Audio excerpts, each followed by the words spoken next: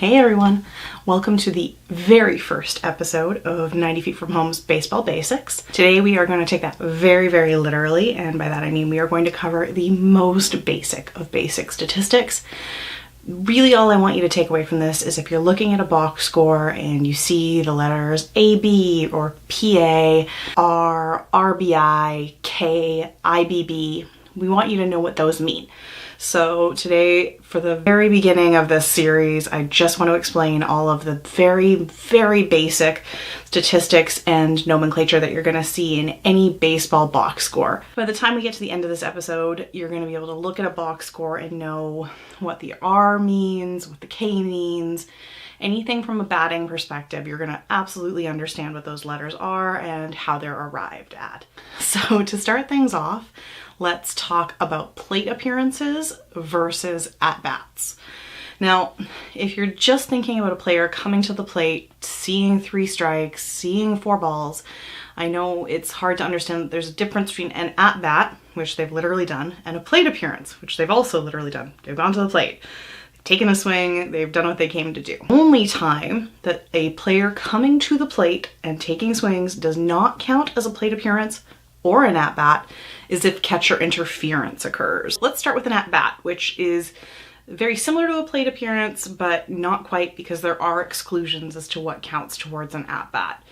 An at-bat occurs when a player comes up to the plate, takes their swings or misses, and either a hit, a strikeout, reaching on an error, or a fielder's choice.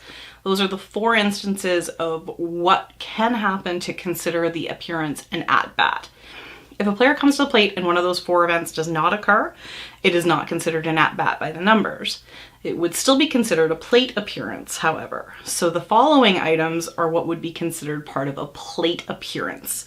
A hit, a strikeout, reaching on an error, or a fielder's choice still apply towards a plate appearance. However, there are a few additional things that can count towards a plate appearance as well. The other items that would count towards a plate appearance are a walk, an intentional walk, a hit by pitch, or a sacrifice play. So you can see it's a little bit more of an all-encompassing stat. It considers all of the eventualities that can take place when a player comes to the plate. So it is a little bit more of a well-rounded number, whereas an at-bat kind of gives you an indication that something happened that the player could control or that the pitcher could control that would send them to first base.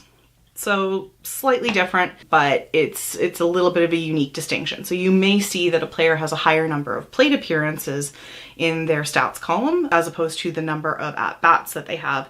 And that's why, because a plate appearance just covers quite a few more things than an at-bat does. Now, like I said, catcher interference does not count towards either number. That's something we'll talk about at a later date when we dive more into errors and fielders' choices and the different stats like that. But just know that if the catcher interferes in the play at all, it would not be considered a plate appearance or an at-bat. This isn't something that happens often, but it is the one contingency against a plate appearance or an at-bat. So let's talk about runs versus RBIs. Now, runs are usually depicted by the letter R in a column, and an RBI is an RBI. What RBI stands for are runs batted in. Basically, a run is considered any time a player passes over home plate, regardless of whether or not they were the one that got them into that position. A RBI is counted when the batter is the one who helps score that run. Now, I know that is a little bit confusing, so let's give an example. Say a player hit a double, which means they got to second base. Then the next player also hit a double, meaning that runner on second base scored from second, and the next runner up is now on second base. That first player would have a run in their column because they passed over home plate. The player who's now on second base that got the hit that scored the run would get an RBI, or a run batted in, meaning they were the one to bat in that run. Neither stat is particularly valuable in judging a player's ability, but an RBI is definitely more of a valuable statistic than just a run. Basically, if a player has a high number of runs, it really only indicates that they're skilled at getting on base or getting into a scoring position. Whereas RBIs indicate that that batter has been able to actually score more runs in Now I'm just confusing myself. Basically, if somebody has a high number of runs, it just means that they've been able to put themselves in scoring position more often. If they have a high number of RBIs, it means that they've been able to take advantage of those situations where there are runners on base. We'll discuss in another episode why these statistics are not exactly helpful in indicating whether or not a player is very good, but just know that relatively speaking, RBIs are more of a useful statistic than runs themselves, only because RBIs indicate a certain level of control on behalf of the batter, but really neither one is very helpful in telling you how good that batter is. But you'll see RBIs used more frequently than runs just because they indicate a situation in which that batter has helped the team in getting a run in and helping them score. So a note here on errors, because I did mention runners reaching base on an error when we talked about at-bats and plate appearances.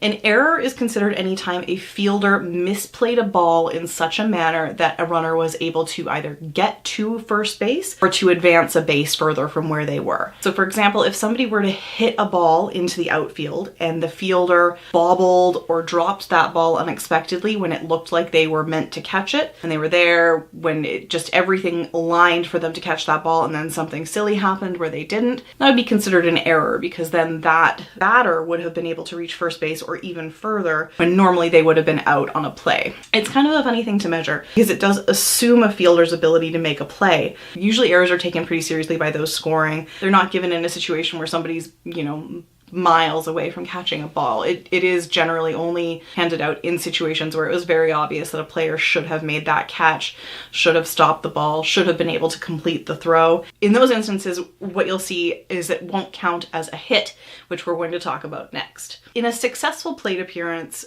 a batter wants to get to first base or further.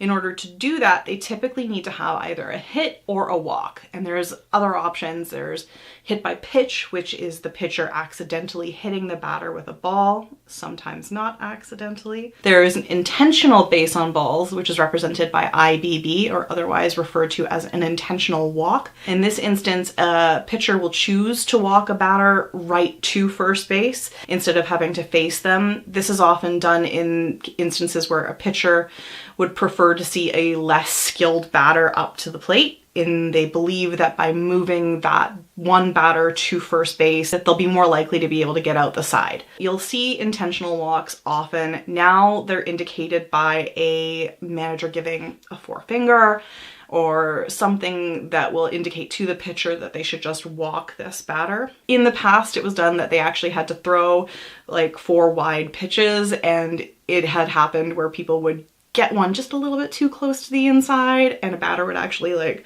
score a run based on it. That's why you might see a little bit of anger towards the new intentional walk rule, because it kind of takes some of the fun out of it. But now they do just walk them without throwing any pitches. A walk in the traditional sense occurs when a batter sees at least 4 balls. Balls would be anything that's pitched outside of the umpire considered strike zone, which is usually from the letters on the chest to about the knee. In most baseball broadcasts, you will see a rectangular box indicated on the screen, which is used to represent what the broadcasters believe to be roughly the strike zone of that game. It gives you a good idea when you're watching of how close pitches are coming to that strike zone. That's a whole other thing that we'll get into at some other point. A walk would occur anytime a batter sees 4 balls. This may not occur in a row. Basically, anytime a pitch is thrown outside of that strike zone, it's considered a ball. Once a batter sees 4 of those, they are automatically advanced to first base. And if there's any other runner already on first, that runner would then advance to second base, and so on. If the bases are loaded, it can be considered walking in a run because the player on third base would then advance to home plate and a run would score. A hit's pretty self-explanatory in that anytime the batter hits a ball and it's not caught or thrown to first base in time, that batter will then reach first base safely and it would be counted as a hit towards them. Again, this wouldn't count as a hit if an error occurred in the field, because the error would be considered the reason for the batter reaching the plate and not their actual hit. That sort of gets a little confusing, and where it's good to know what an error is, because you may see that somebody gets to first base, but if it happened because of an error, it won't count towards their hit column, which can get a little bit questionable when you look at batting averages and stuff like that. But that's something we'll deal with on another day. So basically, anytime a batter hits the ball and is able to reach first, second, or third base as a result. Actually, if they get a home run, it also counts as a hit. If a player gets to first base on a hit, this is referred to as a single. If they get to second base on that play, it's referred to as a double. If you get to third base, I think you can see where I'm going with this, it's referred to as a triple. And if they are able to round all of the bases and back to home again, it's considered a home run. Typically, the ball will leave the park in the instance of a home run, but one of the greatest joys of baseball is an inside the park home run where the ball will reach one of the outfield walls, and by fielding mishap or just pure luck, that player is able to round all of the bases and home again and score a home run from an inside the park hit. And truly, there are no greater joys in baseball than inside the park home runs. They're amazing. One more thing I want to talk about is when the player does not reach the base in their at-bat, and this typically happens as the result of a strikeout. Strikeouts, pretty self-explanatory. Again, it's what happens when the pitcher is able to maintain ball command inside that strike zone we discussed earlier. The ball will go past the batter in what's considered a strike looking, or the batter will swing and miss the ball, and that's considered a strike swinging. The other option, of course, is that the batter may make contact with the ball, but it will either go out of bounds or back towards the netting behind them, and that's considered a foul. In the case of fouls, they do count as strikes, but they can only count for up to 2 strikes. So a batter can have 6, 7, 8 foul balls in a play, but they'll only have the first 2 count towards them as strikes. They'll have to either see a strike looking or strike out swinging in order for that at-bat to actually end. Those are the 2 ways to strike out. Either the pitcher maintains control through that zone and the player is counted out on strikes looking, which is indicated by a backwards K if you're looking for the K count in a stadium, or a forwards K, which is a strikeout swinging, which means they went down with the bat blazing, which is usually more fun. And so that, my friends, is the very basic of basics when it comes to reading a box score. So now you know what a at-bat, a plate appearance, a walk, an intentional walk, an error, a strikeout, a hit, and all those good things are. But for now, I'd like you to go online and look at some kind of a box score from a previous game and see if you're able to read it with these newfound statistics. So I hope you've enjoyed this first episode of Baseball Basics. I hope you found it entertaining and educational. And if there are other batting statistics you'd like to know more about, please leave them in the comments below. Please subscribe and ring the bell. We update every Tuesday and Thursday right now, and you can follow me on all of the Instagrams and the Facebooks. I don't update Instagram that much. I am very active on Twitter though. Give me a follow there, 90 Feet From Home. Remember to subscribe, share, tell everyone you love the channel. I mean, it's the first episode. I hope you love it. And then we'll see you guys again in the next episode. Bye!